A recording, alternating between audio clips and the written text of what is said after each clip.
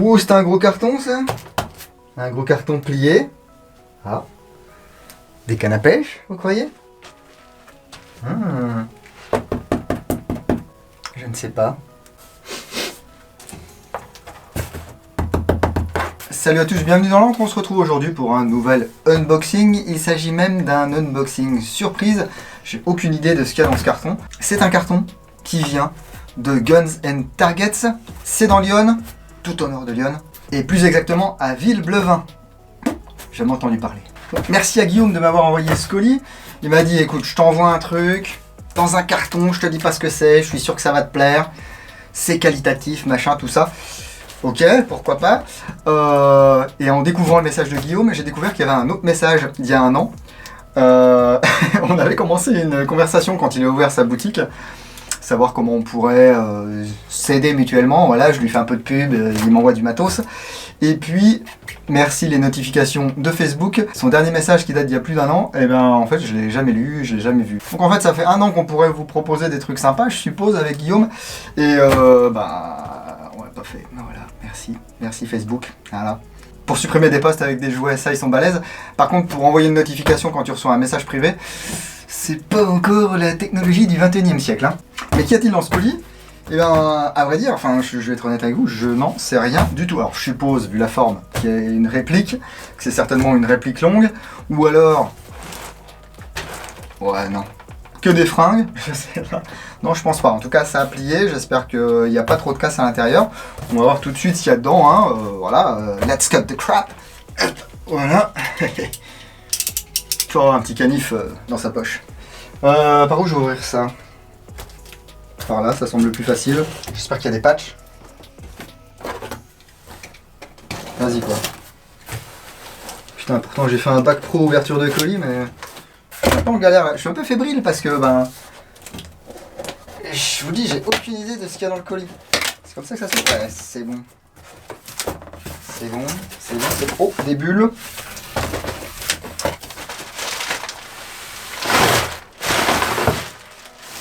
Ah. Hey! Mais bien sûr qu'il y a des patchs. Sinon le truc, hop, direct c'est poubelle. Un t-shirt. Oh, un t-shirt 511. Sunset Firepower. Une valeur de 24,90 €, n'est-ce pas? Alors s'il m'a mis du XL, je vais peut-être me sentir un petit peu... insulté. Alors un patch Guns and Targets. Ah, il m'a laissé tous les prix hein. À 9,90 €. Un petit patch des Simpsons à 14,90 €. En fait ils sont pas chers mes patchs. Il est sympa. Alors il est grand hein. Vous pouvez vous le mettre là, bah, ça fait un target pour les gars. Et puis le patch Simpson, je vous montrerai ça un petit peu plus en détail tout à l'heure. Bon, des patchs c'est cool. Le t-shirt, dis donc. Elle, ça va. Ça va, merci. Voilà. Déjà la couleur est sympa, j'adore. Oh, le petit F22 là ou je sais pas quoi. Très sympa. Très sympa. Elle, ça va être un peu grand, hein, je vous l'avoue.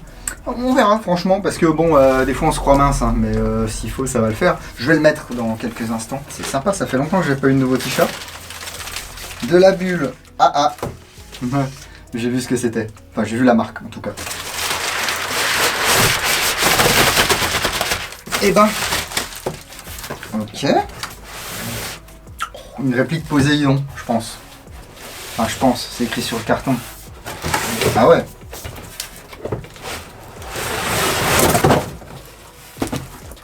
Ça se casse l'œil. Oh, il y a une casquette aussi. Eh oh. Casquette 511 aussi. 2020. Hop. Ah, sympa ça. Alors. Poséidon. Alors il y a un autocollant. Triton. King Triton Strident. Ok. Sniper. Airsoft Electric Gun Series V2. Built-in Trident Electric Trigger Control System. Ok. J'ai déjà fait une réplique Poséidon il y a quelques temps. Je me demande si on peut pas la voir là. Là, je suis un peu déboussolé. Je suis vraiment super surpris là. Merci Guillaume, super. Écoute, ça me rattrapage hein, depuis un an en fait qu'on n'a rien fait. Il n'y a pas de photo, il n'y a rien du tout. Et ben écoutez, les boîtes Poséidon, ça s'ouvre là sur le côté. Après on fait glisser le contenu de la boîte. Ouais, ça... Quel suspense, parce qu'il y a une mousse aussi. Alors... Bon, ça va être de la V2, donc type AR15 les gars. Je pense pas que Poséidon fasse de l'AK encore. Oula.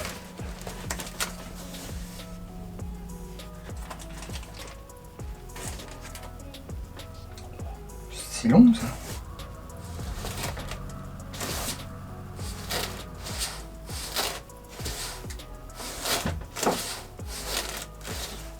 On dirait une vidéo d'Instagram, vous savez. Ok, et bah écoutez, c'est très sympa ça. Triton Hades Cerberus Avenger. Ok, ça c'est les différents trucs. Ah, c'est les séries de métal. Attends, c'est du métal ou c'est du plastique? Non, je me méfie maintenant parce que leur nylon fibré, des fois...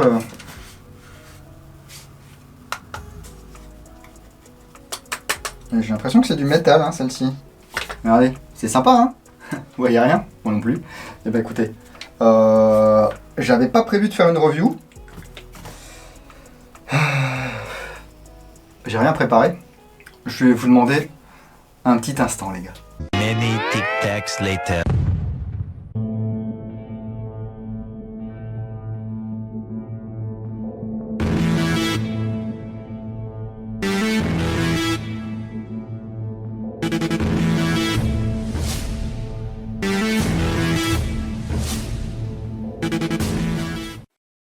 La magie de la technique. Alors, je reviens rapidement sur les patchs parce que tout à l'heure, c'est vrai qu'on n'a pas vu en détail. Donc, ici, un patch Simpsons, version Airsoft, Guns and Targets, et le patch Guns and Targets. Hop, un patch panel ici, un patch panel là, hop, fastoche. Ok, donc cette réplique, c'est la Poséidon King Triton Trident Sniper. En fait, c'est une série de répliques Poséidon en alu. Je vous l'ai dit tout à l'heure, hein, j'avais déjà fait une vidéo de réplique Poséidon, mais c'était une réplique encore nylon fibré. Ici, c'est de l'alu. Et il y a trois versions. La version QRF avec un garde-main de 7 pouces et demi et un canon interne de 233 mm. La CQB avec un rail de 9 pouces et demi et un canon interne de 275 mm. Et la version Sniper, qui est celle-ci, avec l'immense rail de 13 pouces et demi et un canon interne de 375 mm. Alors voyons voir ce qui se cache dans la boîte. Déjà, il y a un mode d'emploi. Ah, c'est un dépliant. Alors, qu'est-ce qu'on a ouais, deux dépliants en fait. Ceci, c'est le manuel qui est commun à toutes les versions. Hein. Voilà. Là, vous pouvez voir à peu près tous les modèles. Vite fait. Et ici, le manuel d'instruction pour le MOSFET à l'intérieur. Dans Electronic Trigger Control System V2 avec les différentes fonctions, je vous en reparlerai tout à l'heure.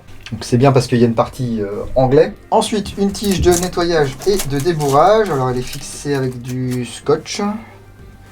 Mais bon, elle est ici. Un chargeur en polymère relativement lourd, très épais.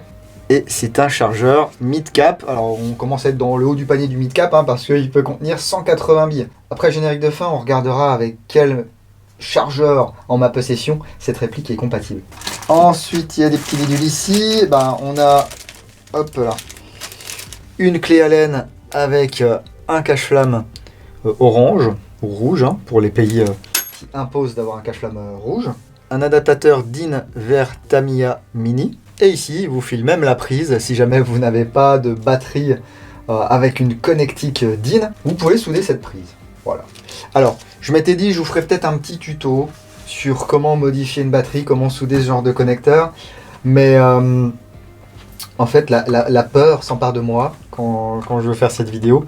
Parce que je suis pas électronicien, je suis pas... Enfin, en cours de techno au collège, on manipulait quasiment que du plexiglas. Donc personne ne m'a jamais appris à faire une soudure. Et il faut bien dire, mes soudures sont dégueulasses. Donc j'ai un petit peu de la peine pour les gens dont c'est le métier et les gens qui savent bien faire des soudures, des points de soudure. Je suis admiratif, hein, quelqu'un qui fait un magnifique point de soudure comme ça, c'est super. Et du coup je me dis, voilà, si c'est pour faire une vidéo tuto là-dessus, pour qu'on me dise que mes soudures sont dégueulasses et que c'est pas comme ça qu'on fait, Je préfère m'abstenir, du moins pour le moment. Bah oui, comment qu'on est, hein. On a quand même sa fierté. Et en plus, comme je suis assez joyeux, pourrait-on parler de Gay Pride?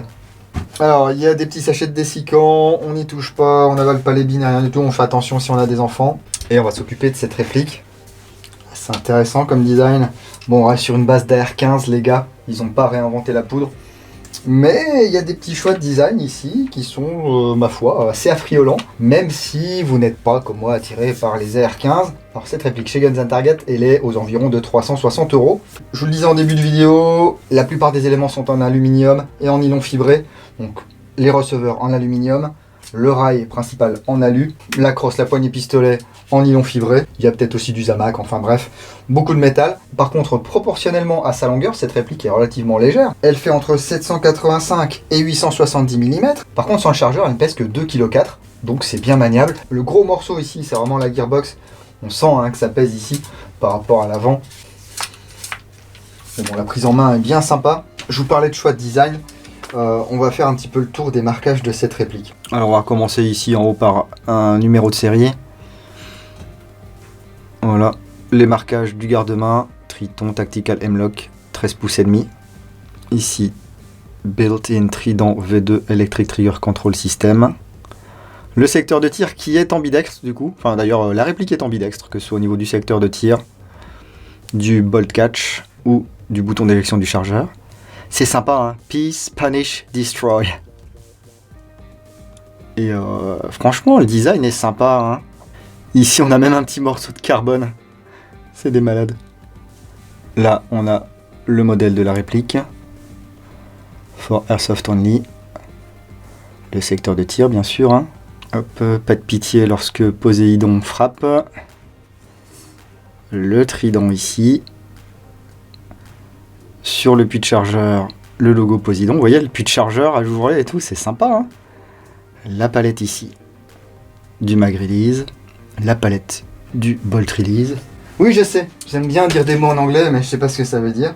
La queue de détente est droite. Le pontet est en nylon fibré.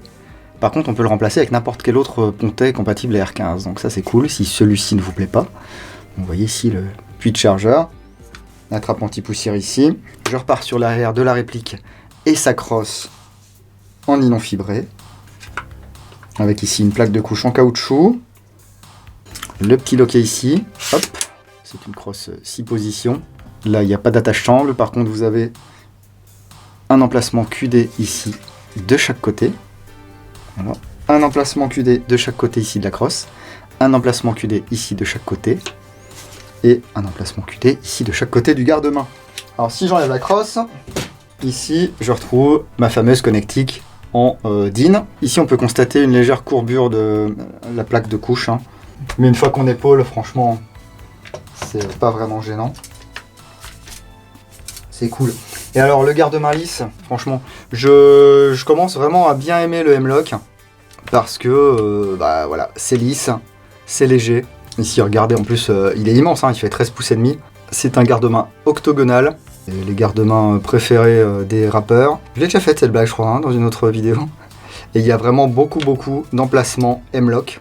Il n'y a pas de rail fourni dans cette boîte, c'est dommage, hein. Moi j'aime bien quand il y a une petite paire de M-Lock en plastoc. Ça coûte 50 centimes, putain les gars, à mettre dans la boîte, ça. Mettez-les. Après, j'en ai chez moi, mais voilà, si j'en avais pas, et ben je serais dans le caca si je voulais mettre une poignée ou un laser. Faudrait que je repasse une commande, que je repaye des frais de port, etc. Petit tip également peut-être pour les boutiques, lorsque vous vendez une réplique M-Lock comme ceci, sur la même page, proposez une petite option, je sais pas, mettez des rails.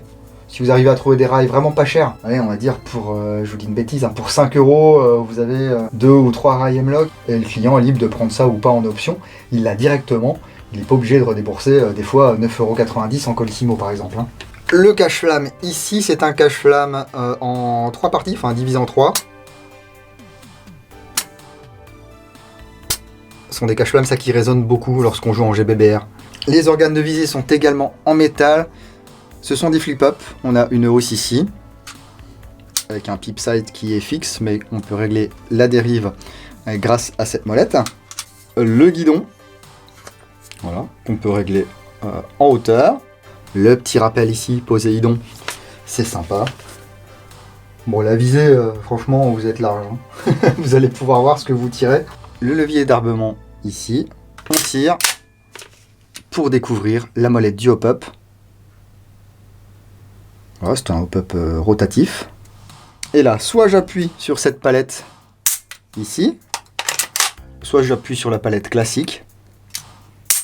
Et ça me renvoie la fausse culasse vers l'avant. Voici avec le chargeur engagé. Ouais, globalement, c'est pas mal, c'est maniable, même si c'est un peu long. C'est bien ça. Je vais lui coller une petite 11-1 dans les fesses pour voir ce que ça donne. Disons qu'on va pas pouvoir, en tout cas avec mes batteries à moi, je vais pas pouvoir exploiter les positions les plus courtes de cette crosse. Alors, en position peace, on a peace. Ah, par contre, a priori, il n'y a pas de sûreté mécanique là.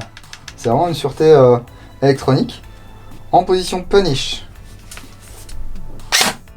Oh.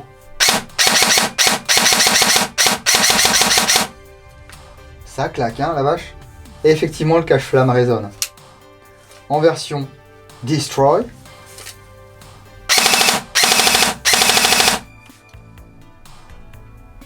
Peut-être quelque chose à faire au niveau du calage moteur. Ça dit le rendu réel et le rendu sur le son de la cam, c'est pas du tout le même. Alors on nous annonce une vélocité aux alentours de 380 fps sur cette réplique. On va voir si c'est le cas et on revient tout de suite.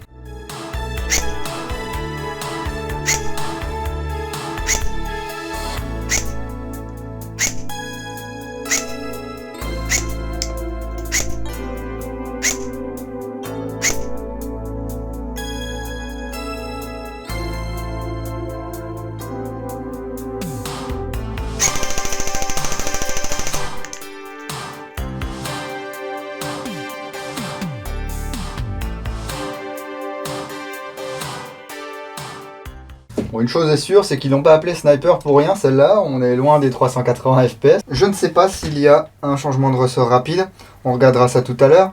Là, j'aimerais me concentrer sur les différents réglages de l'ETS. Alors, comment ça fonctionne, cet ETS? Il y a plusieurs fonctions déjà, soit comme ici, sûreté, semi, full, no limit. Soit on va pouvoir définir un burst, c'est-à-dire une courte rafale de 2, 3, 4 ou 5 billes.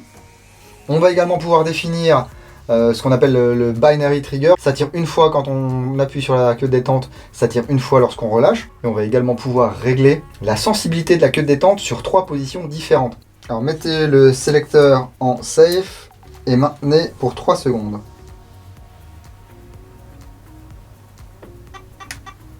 Ok. Ensuite, soit j'appuie une fois sur la queue de détente pour régler un burst, soit j'appuie 2 fois pour régler la sensibilité, soit j'appuie 3 fois pour le binary trigger. Si vous avez un doute, vous laissez appuyer pendant 8 secondes, ça va remettre les réglages par défaut. Donc là on va mettre, disons, un burst de 3. Alors, j'appuie une fois. Ok. Ensuite j'appuie 3 fois.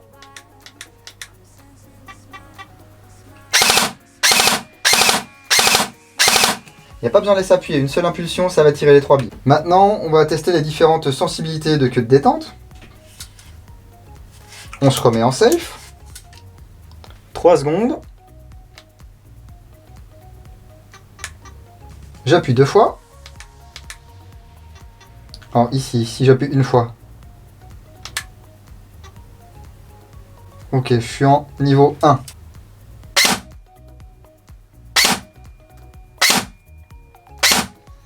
Ok, on va essayer le niveau 2.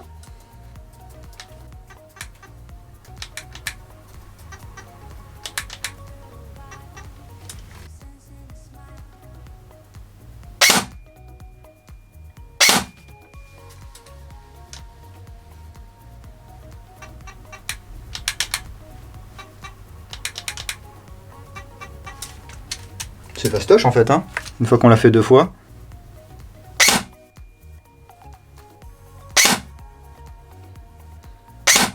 Voilà. Enfin, c'est pas que c'est moins sensible, c'est qu'on va avoir un peu plus de course de détente. On va se remettre en 1.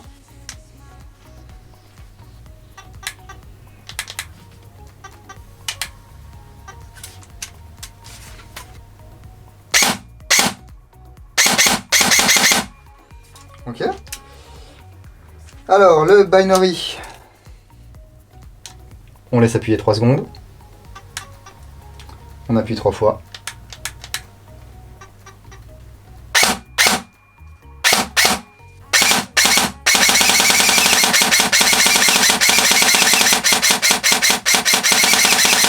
Et là, on va tout remettre par défaut. J'appuie 8 secondes.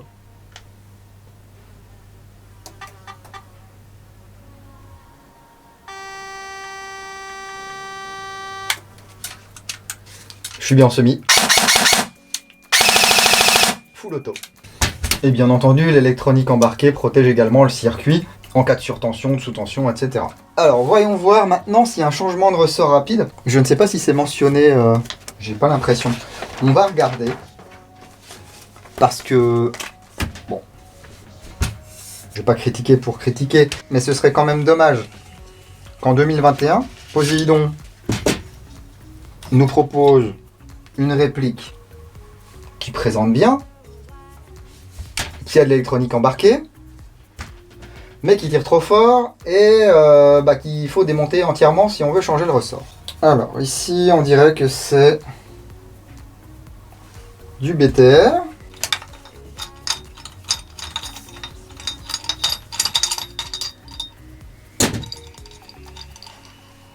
Ça sent bon les gars ou ça sent pas bon là? Et ça sent très bon, puisqu'il va suffire de prendre un tournevis long et d'essayer, autant que possible, d'ôter ce guide de ressort. Voilà, ce guide de ressort qui est en métal et qui est sur roulement. Ça va permettre de mettre un ressort un peu moins puissant et de ne pas éclater nos potes sur le terrain. Enfin, de manière ultime, ça permet surtout de ne pas la garder dans le coffre parce qu'on n'est pas passé au chrony. Bon, je vais marquer le ressort, hein. Moi je les marque, hein, les ressorts. Donc là, rouge, donc 400 fps et plus. Voilà. Et à la place, je vais mettre un vert qui normalement me sortira entre 330 et 350 fps. Ça peut varier, hein. J'ai fait tous mes tests avec le Scorpion Evo. Donc en fonction de l'étanchéité de la réplique, et puis bien sûr de la longueur de canon, ça peut tout changer. Bon, en tout cas, sans faute au niveau de Poséidon sur ce coup-là. Hop, on sert pas non plus comme une brute. C'est mieux là.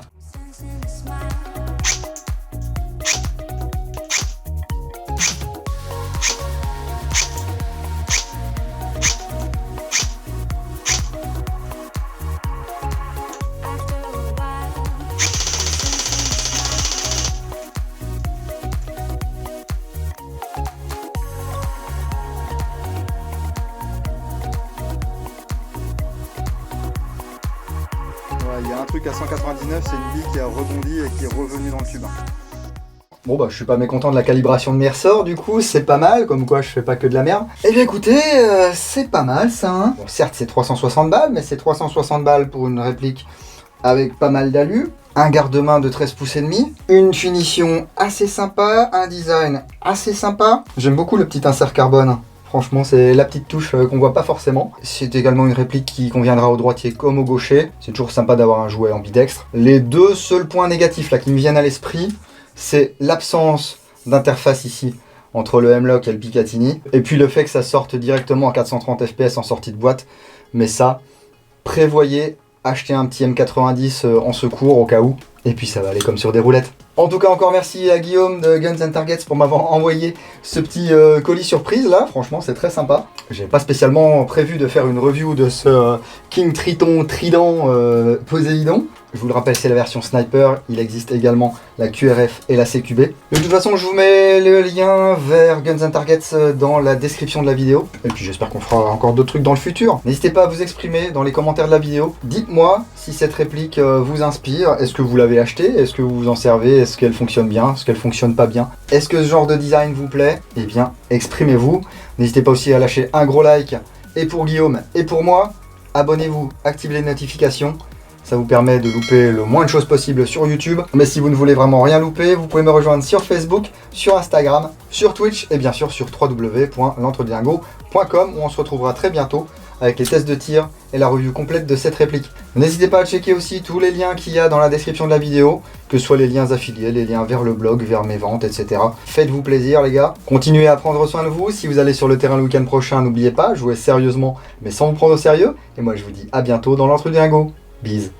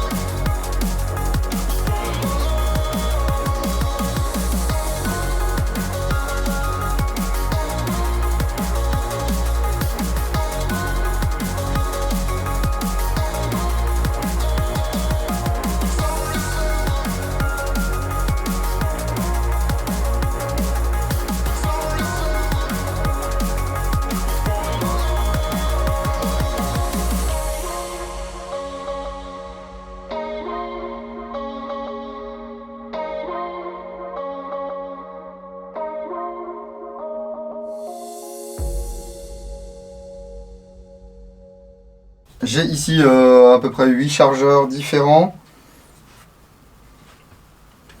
Un GG polymère.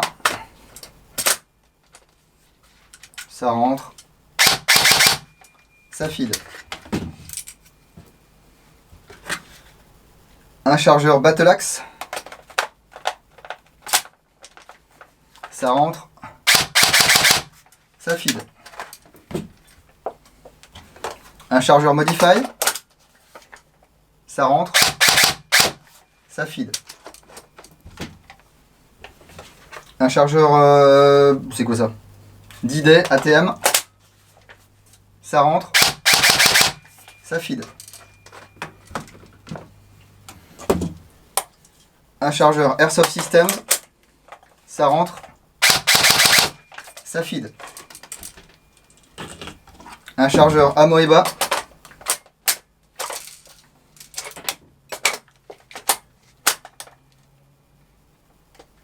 Ça rentre. Ça file. Un chargeur VFC QRS.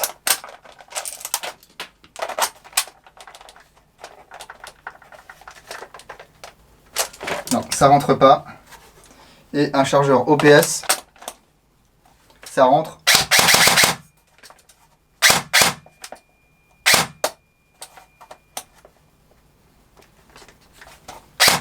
Par contre, ça fit pas très bien.